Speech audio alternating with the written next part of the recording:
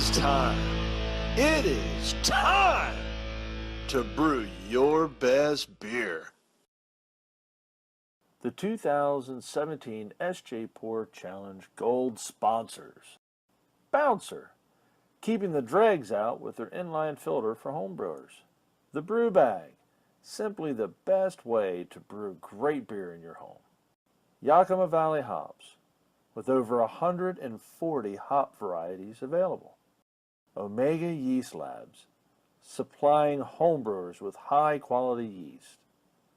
And a special thanks to our silver sponsor, BrewTubers Online Brewers Club. Hello and welcome to another 2017 SJPorr beer review. Today we have an American Ale.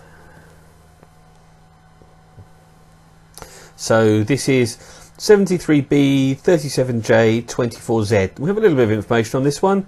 Apparently it has a crystal malt, which it should have, which is carapils, an adjunct, which is some mango pulp, and the 3 C's, and American Ale 2 yeast. Nice looking informative label, which is really good.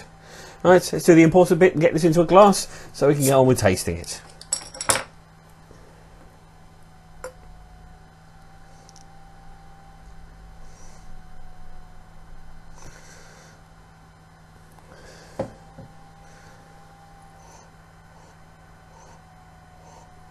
Okay, we'll come through the aroma properly in a minute. Por's slightly hazy, but the pectin from the fruit could cause that. I'm assuming there was no pectolase or anything to knock that out, so I'm expecting that's just fruit related. The head's quite large bubbles, but it's present. It's fading a bit, but that may just be my glass. It's a sort of light straw colour. It looks like a decent beer. Let's get into the aroma. First thing that jumps out, there is some of the fruit there, some of the mango. I think it's mango, isn't it? Yes, mango. There's also a sort of almost like overripe mangoes, as if it's sort of been sat on the shelf for quite a long time, heading towards maybe oniony. Yeah, there's a sort of oniony, garlicky note at the edge there.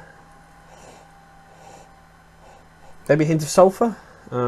But not a huge one. None of these are large amounts. These are right on the edge of detectability. Apart from there's quite a bit of that onion, but it's not hugely unpleasant. And there's some caramel, but only there's a little bit of caramel behind them. They're not getting very much in the way of malts here.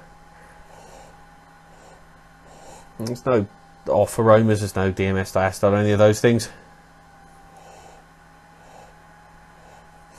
Let's dig into the flavour.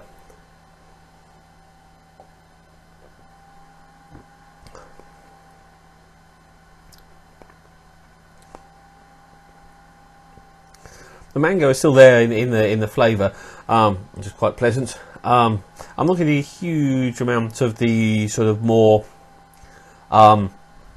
citrus notes you'd expect from the hops that we have listed here. Obviously, the Cascade, Centennial, and Columbus. It's possible this is quite high on the Columbus, but that is really just guesswork on my behalf.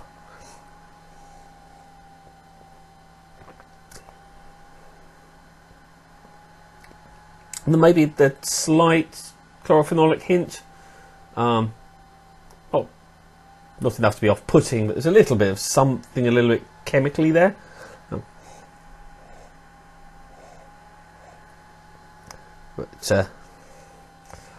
Yeah, there's the back behind the hops or whatever this slightly unusual flavour is. There is some light caramel and some general fruity notes.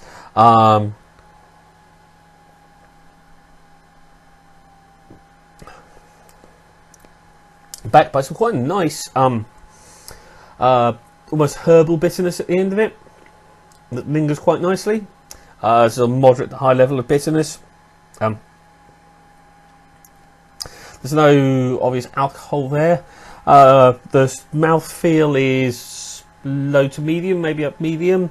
The carbonation is at a moderately reasonable level, low to medium possibly. Could possibly do with a touch more.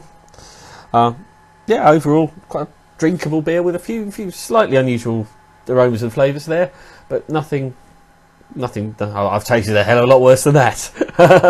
Excellent. So now it's time for me to go and write some scores down, and I'll see you again in the next video.